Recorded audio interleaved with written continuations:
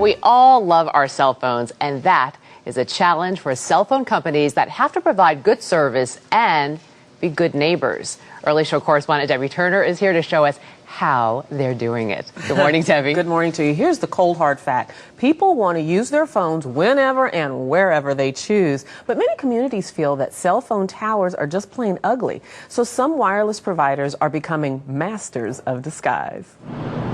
Have you ever been driving along the highway and noticed a rather odd-looking tree sticking up above the rest? What kind of tree do you think that is? It's a pine tree. It's a pine tree? It looks like it anyway. It's not a tree. What do you think it is? I think it's disguised as a tree. It should have more leaves coming down further, like a real evergreen tree. What you're looking at is actually a cell phone tower. Many communities have decided that this is easier on the eyes than one of these. No one really wants that visual pollution. There are certain cities that now have required all the new towers that are being built to be disguised. Andrew Messing is the president of Larson Camouflage, a company that builds cell phone towers in a wide variety of disguises, from palm trees to water towers to flagpoles. This is one of our saguaro cacti that's going up to the Phoenix area, and the antennas are concealed inside. They're extremely realistic. People drive by them all the time and they think they're real cacti. Cell antennas are also being hidden inside all kinds of architecture, like clock towers and fake chimneys. The site very much dictates how the tower will be disguised. We've done some grain silos in the Midwest because it would look funny to have a 150-foot tall pine tree. And every antenna comes with electrical equipment, which also must be hidden. In this Colorado site, it's encased in a man-made boulder. And in Arlington, Virginia, this house has the neighborhood fooled. Door-to-door salesmen visit this house. Free newspapers are dropped off at this house. John Johnson works for Verizon Wireless, which built a house where no one is ever home. The inside is filled with the equipment needed to operate a traditional tower that sits in the backyard. Why do you have really a very nice looking house as a housing for electronics? Well, if you look around, this is a very nice neighborhood. We wanted to be able to blend into the neighborhood and not create something that would be unwelcome.